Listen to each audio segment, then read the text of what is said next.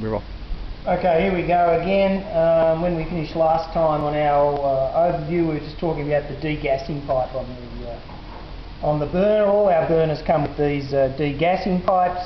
The idea is that in the preheat chamber, which is the waste oil's heated,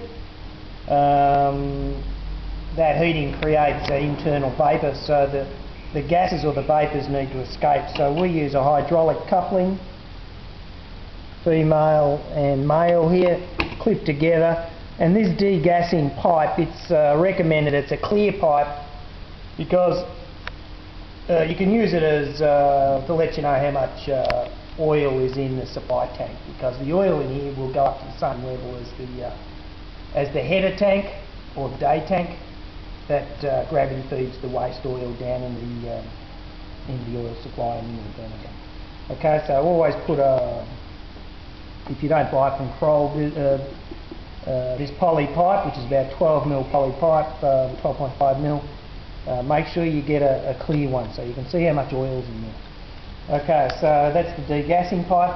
Just another quick connector on here that's just a little guy but pretty important, is down the bottom is and I'll just get my finger there, is a drain cock.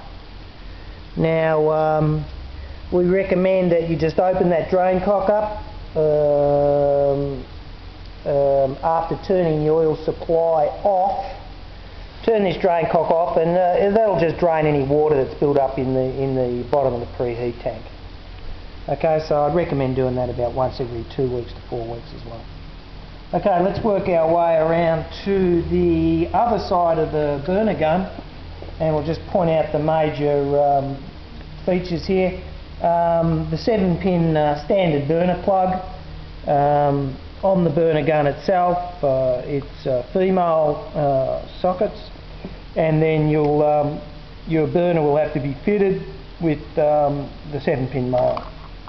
Okay, just very briefly, these pins are labelled internally. That's active, earth, neutral, and T1, T2. The burner will start burning when there's a short circuit applied across T1, T2. So typically that's a room thermostat calling for heat and putting a short across there, or the boiler thermostat calling for heat. Okay, so that's how you turn the gun. The gun is not a modulating gun, it's either off or it's on. Okay, so second very important thing is we might talk to customers and say, we want you to look through the eyepiece. That's the eyepiece. It lets you have a safe look at the gun while it's starting and burning. So you know, you can see when you turn the gun on, you should be able to see like a lightning in the distance. That's the spark across the electrode. Okay. All right, just coming back around here. This big guy here. Hardly anything ever goes wrong with these BR motors. They are a really solid unit. You should keep the air inlet here so it can cool itself clear and clean. That's the motor. But the only thing that ever goes wrong with these is after about 8 to 10 years the bearings might wear out. The windings, we've never had one go. The on-off switch.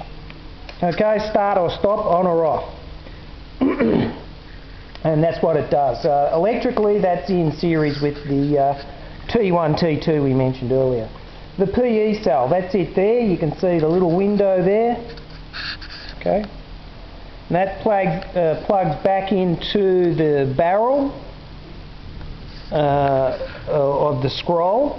And the idea of that is the controller here, electronics, monitors this for darkness and for light. Okay, the one or the other.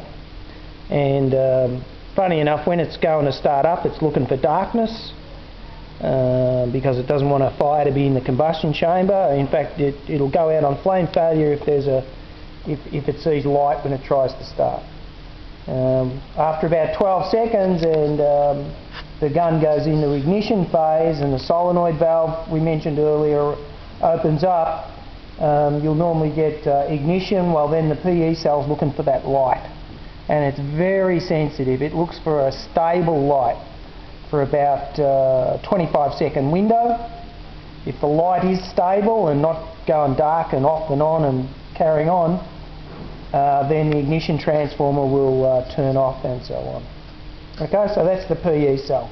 Recommend you always have a PE cell spare, and if you're in a remote location, we recommend you always have a spare ignition transformer. Okay, so that's the major overview of the BR10 burner. We'll just quickly move over to my right here and go back to the BR5. Now you can see that, you know, this is just a scaled down version of the BR10. All the things you've seen before, like the diffuser plate, the nozzle, the electrodes, the heat rod are there, ignition transformer, everything is in the same position.